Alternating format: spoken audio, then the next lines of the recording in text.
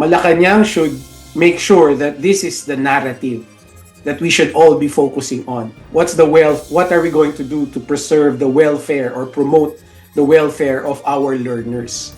Dapat na umanong maalarma ang pamahalaan sa sunod-sunod na karahasan na kinasasangkutan ng mga kabataang estudyante, kung saan ang huling kaso ay ang naganap na shooting incident sa San Jose National High School sa Tacloban City noong Lunes, June 22. Ayon sa policy analyst na si Attorney Michael Henry Yusinko, hindi ito simpleng issue sa criminal justice, kundi may problema ang pamahalaan sa pagtutok sa kapakanan ng mga estudyante.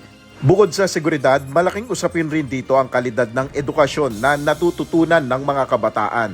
Ang dapat na nananaig sa usapin dito is, paano ba natin tutugunan yung mga problema ng mga kabataan natin sa loob ng paaralan?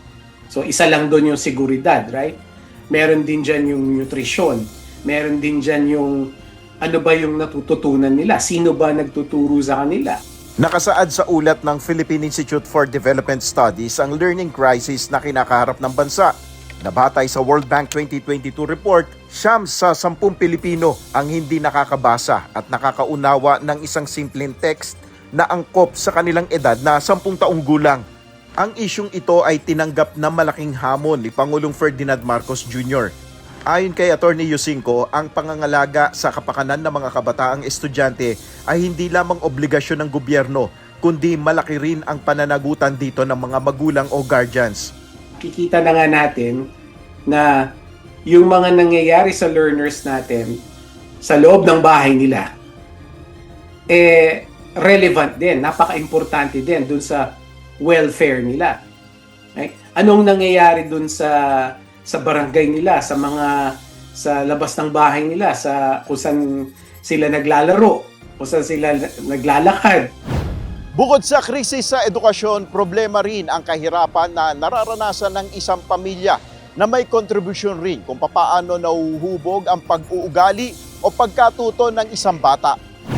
Yung comprehension crisis, yung learning crisis, that contributes doon sa stress na nararamdaman ng mga magulang natin, ng mga kabataan natin.